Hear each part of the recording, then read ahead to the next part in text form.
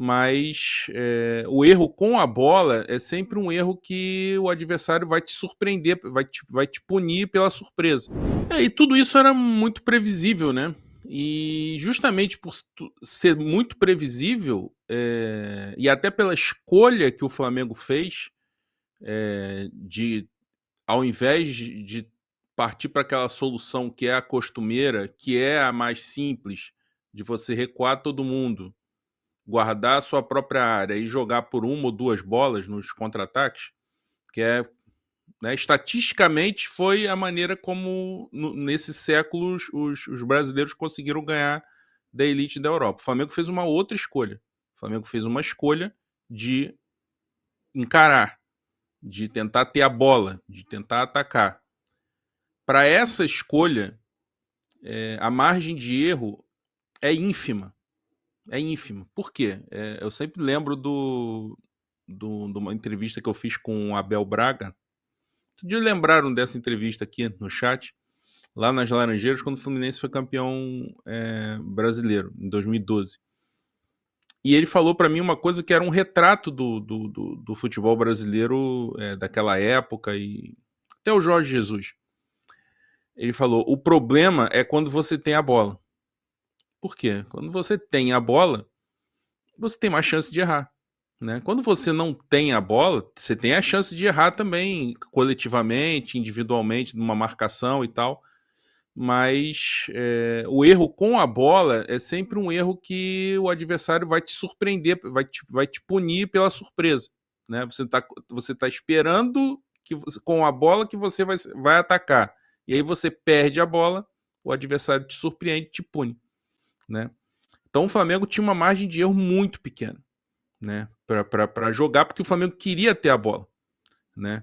E é isso, né? Então o Flamengo, como está aí na coluna, né? O Flamengo teve uma atuação só razoável quando precisava ser perfeito, né? Então o Flamengo errou muito, né? O Flamengo não teve uma atuação inspirada, teve alguns momentos em que conseguiu e que muitas vezes a impressão foi que o Bayern baixou o ritmo um pouco para administrar o jogo, e aí o Flamengo conseguiu jogar também totalmente previsível dentro desse nível de enfrentamento.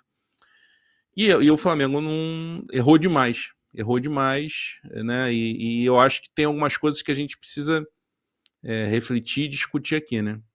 Quer dizer, enquanto o Kane estava lá, também coloquei isso na coluna, enquanto o Kane estava lá punindo os erros do Flamengo, o Pedro, que é o nosso 9 decisivo, estava no banco porque não tinha a mínima condição de competir naquele nível.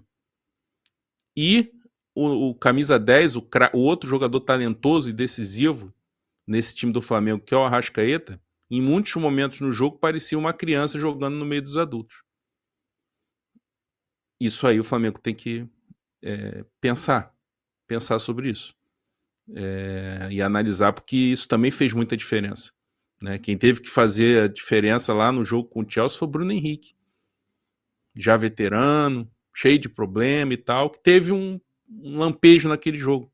Ontem entrou, tentou lutar, teve uma oportunidade, perdeu, né? Mas é muito pouco.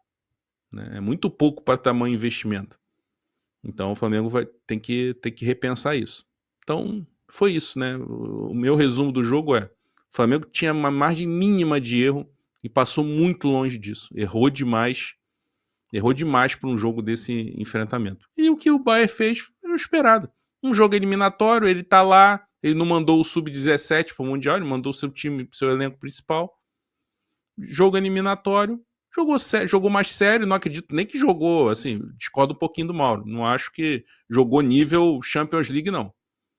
Senão ia ser um massacre.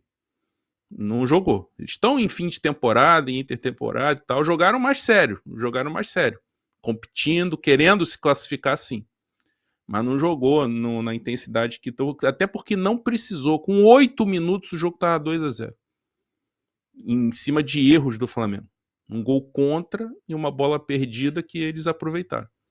Né? Eles não precisaram fazer. Toda vez que eles precisaram, eles colocaram mais intensidade no jogo e complicaram o Flamengo. Mas isso tudo era previsto. O Flamengo tinha que superar isso.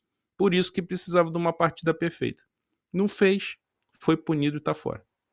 Chegou o maior clube de vantagens do YouTube. Clube de vantagens da S1 Live. Por apenas R$ 9,90 por mês, você entra pro nosso time e começa a concorrer toda segunda-feira uma camisa oficial de sua escolha. E tem mais, toda semana rola o bolão da rodada e o vencedor leva R$500 no Pix. Isso mesmo, até R$2.000 por mês em prêmios só no bolão. E não para por aí. Os 10 primeiros colocados do bolão também ganham prêmios incríveis toda semana. São muitas vantagens. Assinantes do Clube de Vantagens não pagam mais superchat nas lives. Você pode aparecer ao vivo nos nossos programas. É isso mesmo, você que é assinante também poderá enviar perguntas em vídeos pelo nosso app. Conheça Rewards, o plano de recompensa do nosso Clube de Vantagens. Acumule pontos e conquiste muitos prêmios. Participando ativamente, indicando amigos e familiares. Prêmios e vantagens que só a S1 Live oferece. Um clube de verdade para torcedores apaixonados.